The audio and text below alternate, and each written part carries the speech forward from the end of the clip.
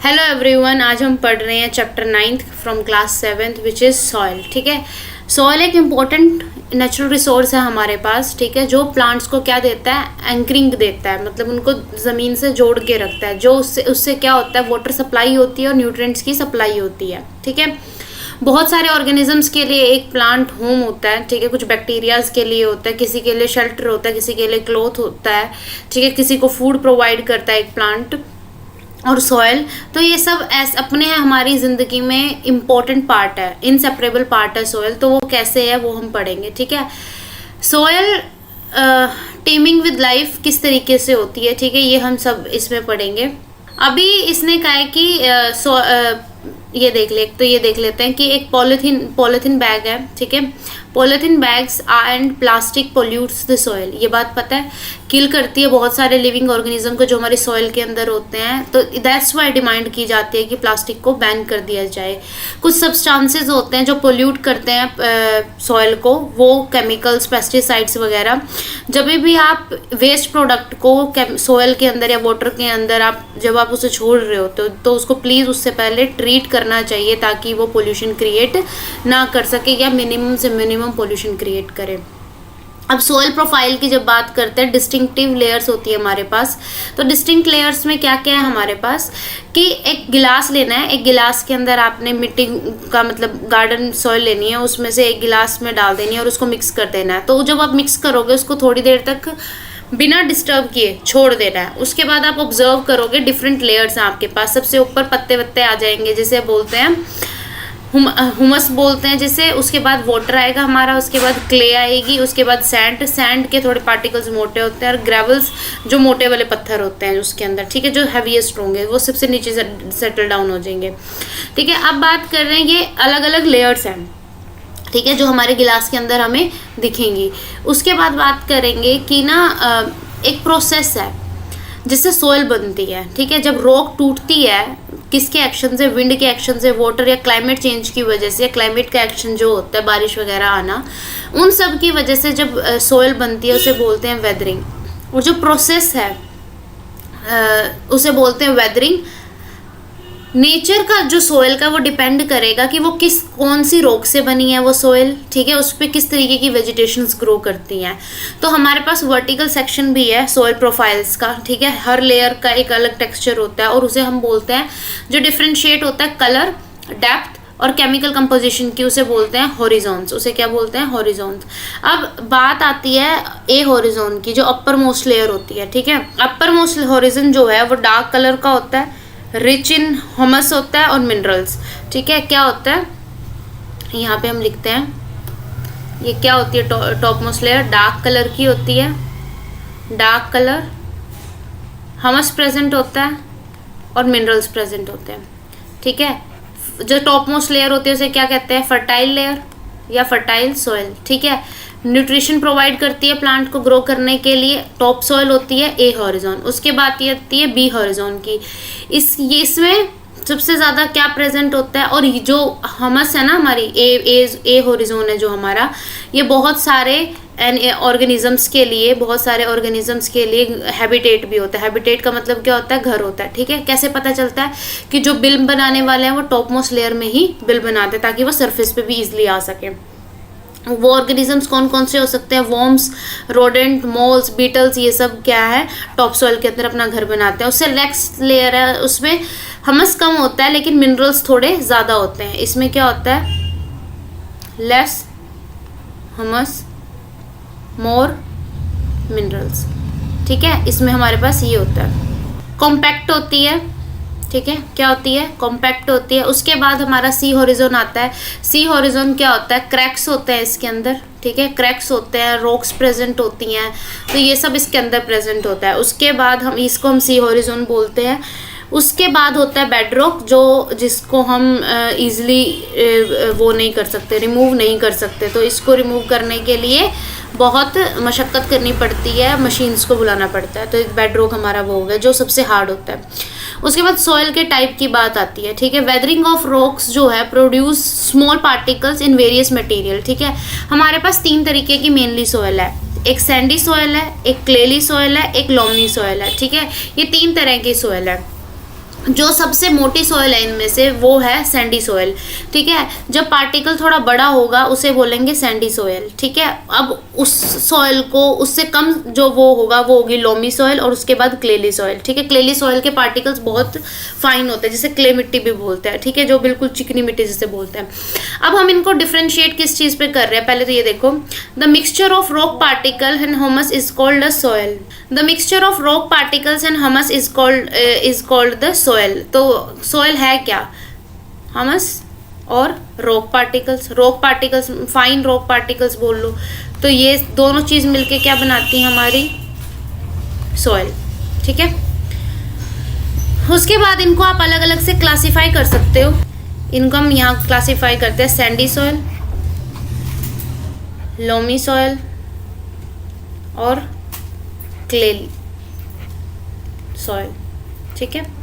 ये 3 तरीके की सॉइल है हमारे पास। इसका पार्टिकल सबसे बड़े होते हैं। कैसे होते हैं, पार्टिकल्स बिगर होते हैं। इसके मॉडरेट होते हैं, मॉडरेट साइज होता है, और इसके फाइन पार्टिकल्स होते हैं, मतलब बहुत छोटे पार्टिकल्स होते हैं क्ले सॉइल के। इतनी बात ठीक है। उसके बाद है कि इसमें इसका क्या पार्टिकल्स बड़े हैं तो वाटर क्या होगा ड्रेन जल्दी होगा। तो जो स्पेस है उन दोनों पार्टिकल्स के बीच में, ये देखो, water can drain quickly through the space between the sand particles, ठीक है।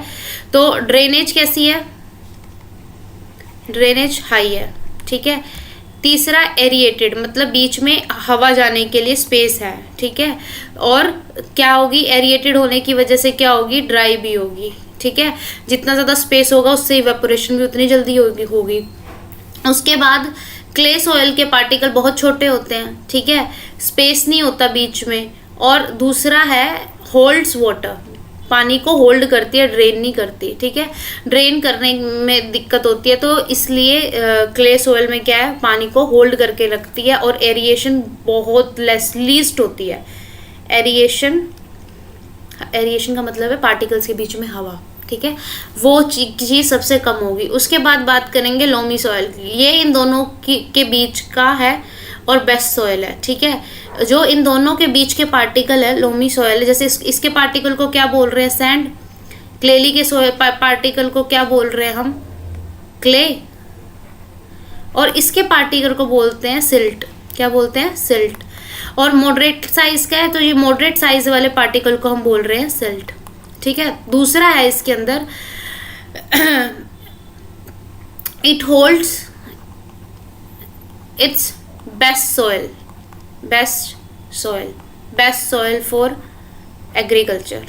बेस्ट सॉइल है एग्रीकल्चर के लिए, क्योंकि ये पानी को होल्ड भी करती है और ड्रेन भी करती है, ठीक है, जिससे फसल खराब भी नहीं होती है और उसको जड़ों को भी अच्छे से पानी मिल जाता है उसकी, ठीक है।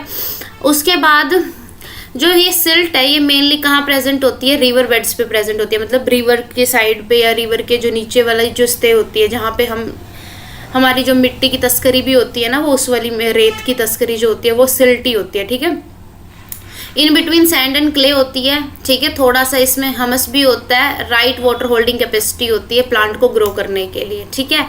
ये हमने पढ़ लिया। उसके बाद हम पढ़ रहे हैं properties of soil. Properties of soil में पहली है percolation rate of water in soil. When we talk about rate with respect to किसके, टाइम के रिस्पेक्ट में होता है, ठीक है।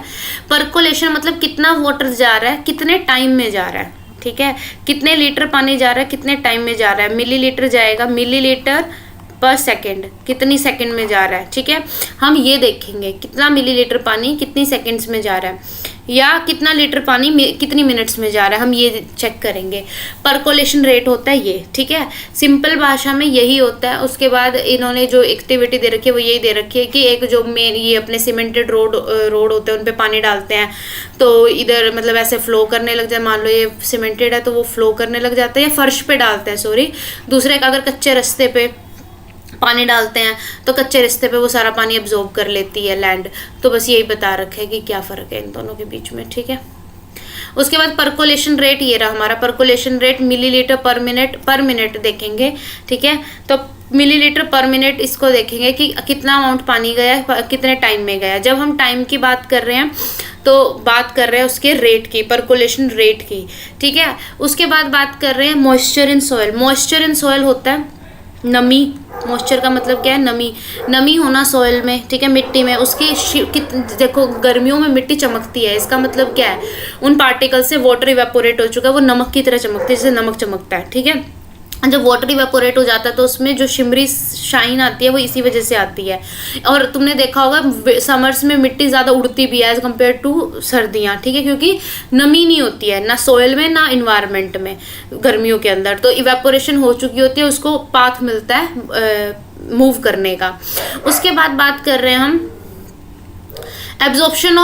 Absorption of water bye soil. कितनी देर में पानी एब्जॉर्ब कर रहा है, ठीक है, तीसरी जो वो है। अब इसमें क्या किया हमने, एक फनल लिया, फनल में सैंड लिया, ठीक है, मतलब जो भी मिट्टी हम ले रहे हैं उसमें हमने मिट्टी ले ली है। फॉर एग्जांपल ऊपर से पानी डाल रहे हैं, मान लो हमने डाला है 5 ml पानी, ठीक है। हमने कितना पानी डाला है? 5 ml पानी डाला है। 5 ml पानी में से नीचे हमारे पास बाद में जो इकट्ठा हो रहा है फिल्टर सॉइल में से जाने के बाद जो पानी इकट्ठा हो रहा है नीचे 2 ml हो रहा है। तो 3 ml में से हम 2 ml माइनस करेंगे तो हमारे पास क्या आया? 3 ml। तो उसने कितना एब्जॉर्ब किया? कितना एब्जॉर्ब किया? 3 ml, क्योंकि 2 हमें नीचे मिल चुका है, टोटल हमारा 5 था, ठीक है। वही बात है, अगर किसी ने तुमसे 10 रुपये दिए हैं और तुमने 2 रुपये का सामान लिया तो बच्चे कितने? 8 रुपये। तो वही वाली चीज़ है, ठीक है। तो यहाँ पे 3 ml। उसके बाद अगर इसकी परसेंटेज निकालनी हो तो 3 तुम्हारा है, कितने में से है? 5 में से। इसको मल्टीप्लाई बाय 100 कर दो, ठीक है, ये तुम्हारी परसेंटेज निकल जाएगी। इसको क्या करोगे? 60% पानी तुम्हारा क्या हो गया? एब्जॉर्ब हो गया। ये है। उसके बाद बात करते हैं सॉइल एंड क्रॉप। सॉइल और क्रॉप का जो डिफरेंट मतलब वो है कि अलग अलग जगह पे हमारे पास अलग अलग टेम्परेचर पे अलग अलग विंड, रेनफॉल, लाइट और ह्यूमिडिटी अफेक्ट करती है सॉइल को, ठीक है। ये इंपॉर्टेंट फैक्टर्स हैं जो क्लाइमेट के एक सॉइल को अफेक्ट करते हैं।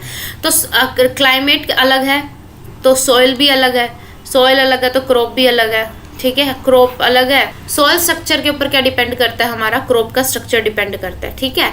उसके बाद various type of vegetation. Vegetation मतलब ये पेड़ पौधे हमारे जितने भी होते हैं, crops might grow in any region. कुछ होते हैं एक स्पेसिफिक जगह पे ग्रो करते हैं, कुछ होते हैं जो कहीं भी ग्रो कर लेते हैं, ठीक है। क्ले, अभी यहाँ बता रखा है इन्होंने, क्ले सॉइल और लोमी सॉइल बोथ सुटेबल किसके लिए है? वीट और ग्राम्स के लिए बेस्ट सॉइल है, ठीक है। तो क्या करती है? रिटेन करने में वाटर अच्छी करती हैं। पैडी सॉइल पैडी जो है सॉइल, उसके लिए कौन सी सॉइल बढ़िया है? क्ले सॉइल बढ़िया है, या ऑर्गेनिक मैटर वाली जो सॉइल है जिसमें रिटेन करने की पावर है, ठीक है, वाटर को, वो आइडियल है। लेंटिल्स, मसूर्स वगैरह, पल्सेस, लोमी सॉइल बढ़िया है, ठीक है, क्योंकि वो ड्रेन कर देती है पानी को इजिली, जितना जरूरत होती है उतना एब्जॉर्ब कर लेती है। कॉटन के लिए सैंडी सॉइल और लोमी सॉइल इम्पोर्टेंट है, जो ड्रेन कर देती है वाटर को इजिली। स्पेशली कॉटन में तो सैंडी सॉइल बढ़िया रहती है।